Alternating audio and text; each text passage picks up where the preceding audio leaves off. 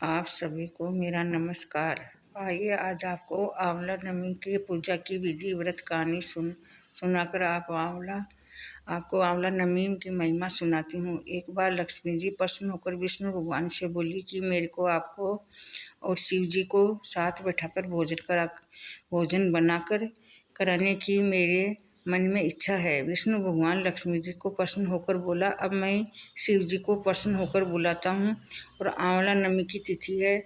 लक्ष्मी जी को प्रसन्न होकर विष्णु भगवान ने शिव जी और विष्णु भगवान का आंवला के पेड़ के नीचे कार्तिक मास में कुशल पक्ष की नमी को भगवान शिव जी को प्रसन्न होकर विष्णु भगवान ने लक्ष्मी जी को पूजा पाठ करने के लिए बोला।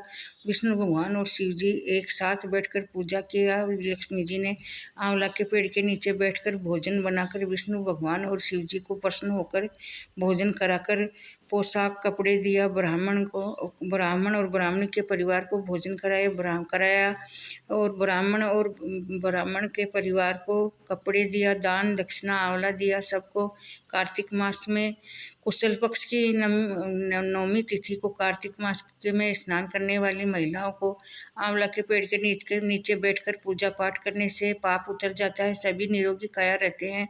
एक गांव में एक साहूकार रहता था, उसके कोई संतान नहीं थी। उसे उसकी पत्नी बहुत दुखी रहती थी और वो संतान के लिए प्राप्त करने के लिए उपाय उत्तम बताओ। साहूकार से बोली तो साहूकार ने बोला कि भगवान का पूजा पाठ करो और सूर्य भगवान को नमस्कार करो, इससे पाप का पाप उतर जाएगा। पूजा पाठ करने से शिव और पार्वती माता का पूजा पाठ करो, सूर्य को नमस्कार करो, सूर्य भगवान को जल चढ़ाओ। एक दिन साहूकार के घर में विष्णु सुबह उठते ही एक भिक्षा मांगने वाला आया।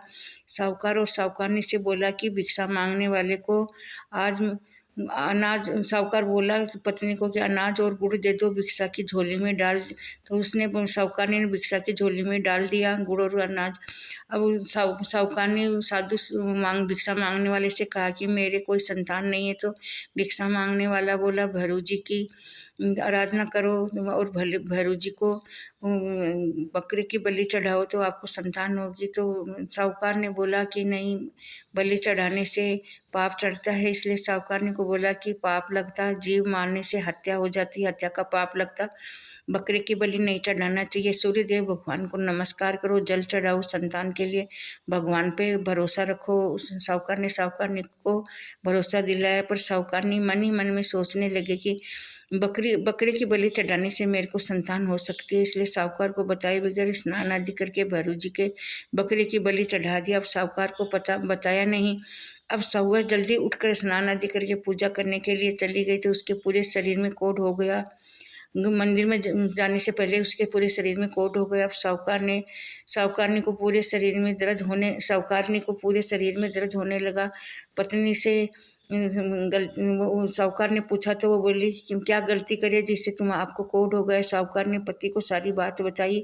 कहा कि आज मेरे साथ साहूकार बोला, आज मेरे साथ धोखा किए है, मेरे को बताए बिना ही बकरे की बलि चढ़ा दी।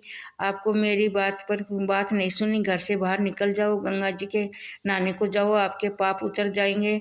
और उतर कर और साहूकारनी ने हरिद्वार चली गई। रोज सुबह उठते ही गंगा जी में स्नान करके पूजा करने लगी। सूर्य देव भगवान को नमस्कार किया, जल चढ़ाया, सूर्य देव को रविवार का व्रत किया। अब रोज गंगा मैया के हाथ जोड़कर विनती करने लगी कि एक दिन सुबह उठते ही उसने गंगा में डुबकी लगाई तो नहा धोकर गंगा मैया से साहूकारनी ने दर्शन दिए।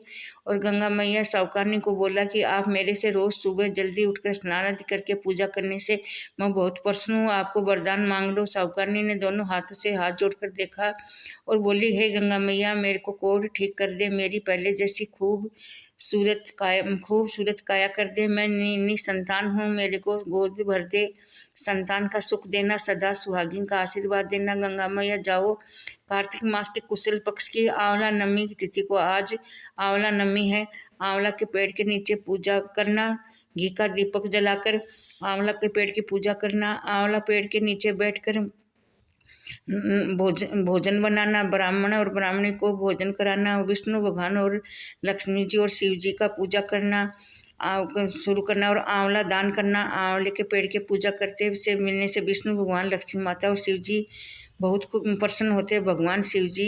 और शिव जी को आंवला के पेड़ के नीचे बैठाकर पूजा करके विष्णु भगवान और लक्ष्मी जी और शिव जी की आंवला के नीचे बैठकर भोजन बनाकर और पूजा करना, शिव जी को भोजन कराना, आंवला दिया, वस्त्र दिया, भगवान शिव जी को संप्रीत किया, विष्णु भगवान को वस्त्र दिया भगवान, और ब्राह्मणी को आंवला दान दिया। आज से श्री आंवला नवमी तिथि पर के पेड़ का नीचे बैठकर पूजा करे, घी का दीपक जलाकर आंवला के पेड़ की कहानी सुनकर पूजा करके आंवला के पेड़ के नीचे बैठकर भोजन बनाकर विष्णु भगवान और लक्ष्मी जी को अर्पित कर आंवला चढ़ाकर प्रसन्न करना, ब्राह्मण और ब्राह्मणी को जोड़ा से भोजन कराकर आंवला चढ़ाकर आंवला दान करना, वस्त्र देना, दक्षिणा देकर आशीर्वाद प्राप्त करना चाहिए।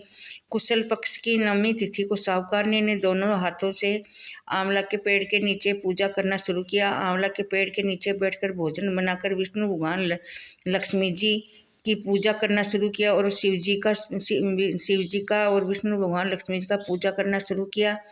आंवला नवमी के आंवला को पेड़ के नीचे दीपक जलाकर ब्राह्मण और ब्राह्मणी को जोड़े से भोजन कराया, आंवला दान दिया, वस्त्र दान दिया, दक्षिणा देकर ब्राह्मण और ब्राह्मणी से आशीर्वाद लिया। 9 महीने सुंदर प्रभावशाली पुत्र साहूकारनी को वैसा ही सब हुआ जैसा साहूकारनी को दिया।